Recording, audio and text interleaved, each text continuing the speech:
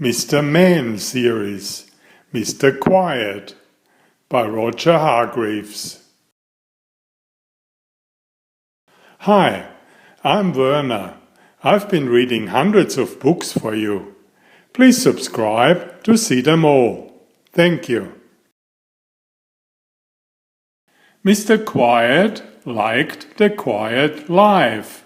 He lived quietly in a small little cottage in the middle of a wood.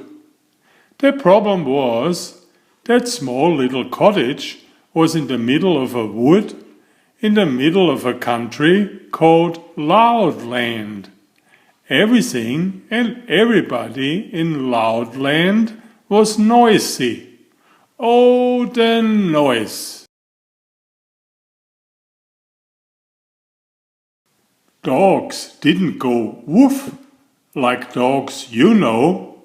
They went, take a deep breath, woof.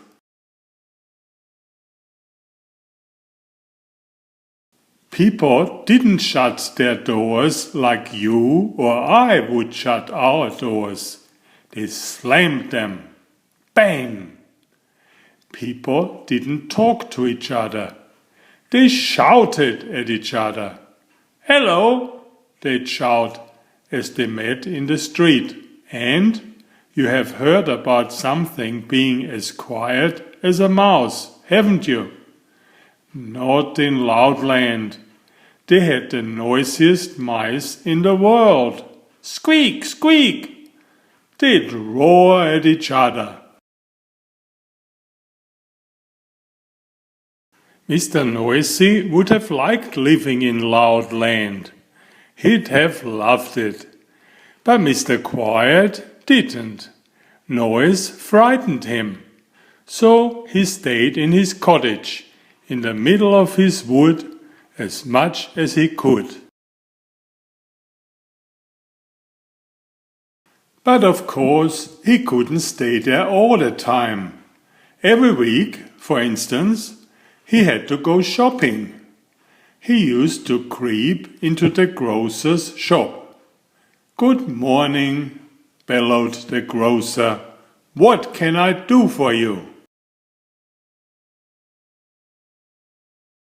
"Please," whispered Mr. Quiet, "could I have some cornflakes, please?"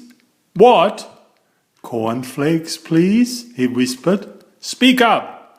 Mr. Quiet tried his loudest whisper. "Cornflakes!"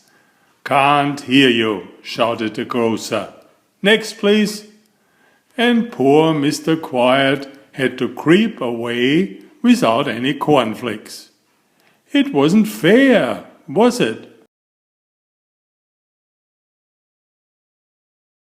He crept into the butcher's. "Please," he whispered, "I'd like some meat." The butcher didn't even hear him. He was humming to himself, loudly and fiercely. Mr. Quiet tried again. "Please," he whispered, "I'd like some meat." The butcher started to whistle. It sounded more like a burglar alarm than a whistle. Mr. Quiet fled, empty-handed. It often happened, which probably explains why he was so little. Poor Mr. Quiet.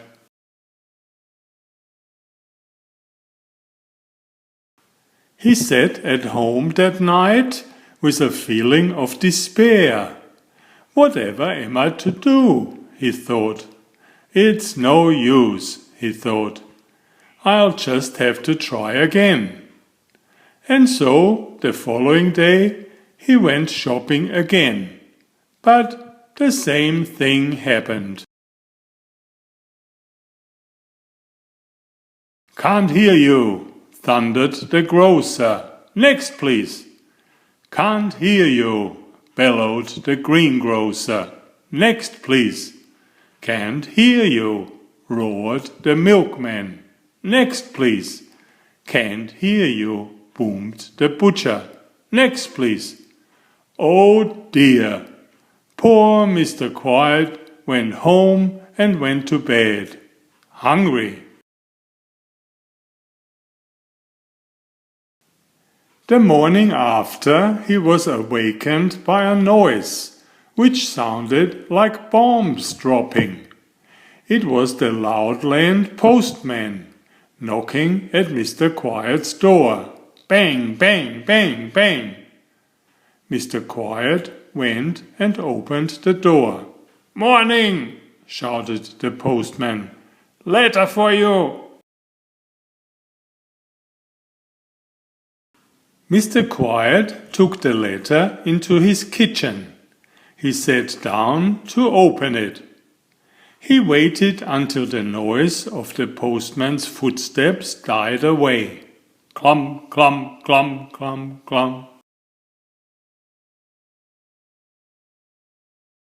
Mr. Quiet opened the letter in great excitement. He'd never had a letter before. It was from Mr. Happy in Happyland, an invitation to stay.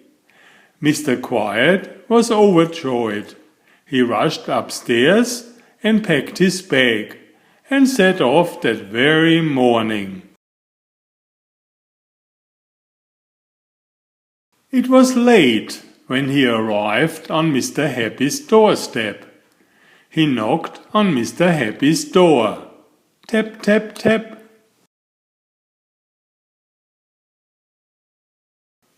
Mr. Happy opened the door. "Hello," he smiled. "I thought I heard something. You must be Mr. Quiet. Well, don't just stand there. Come in and have some supper." It was the first proper meal Mr. Quiet had had for months. And while he was eating it, he told Mr. Happy all about the problems he'd been having in Loudland. Mr. Happy was most sympathetic. Over breakfast the following morning, Mr. Happy told Mr. Quiet that he'd been thinking about his problem. "I think," he said, "that under the circumstances you'd be better stay here in Happyland." Mr. Quiet's face lit up. "And," continued Mr. Happy, "we'll find you a house and," he went on, "a job." Mr. Quiet's face dropped. "I'm not very good at jobs," he confessed, "because I'm too quiet." "Ah," smiled Mr. Happy, "I have the very job for a quiet chap like you." And so, the very next day, Mr. Quiet started work. And he loves it. Do you know where he works?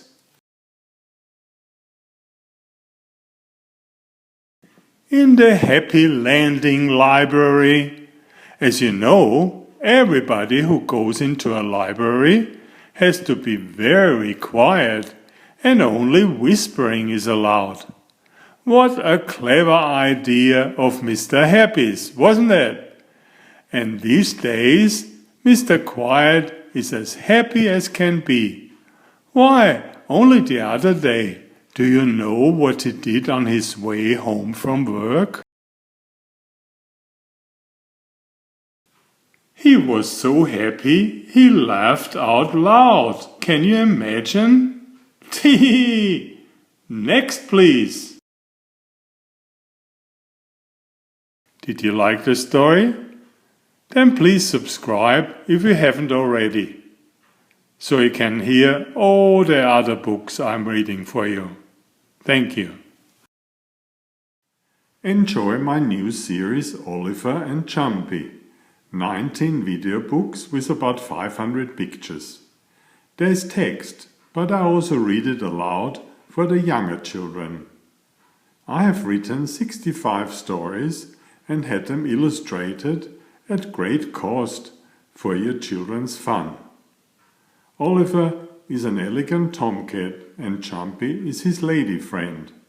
Oliver loves to ride in Jumpy's pouch when they go for adventures together. Please find a link to the first book in the description of this video. Please always subscribe and like if you find my effort interesting. Thank you so much.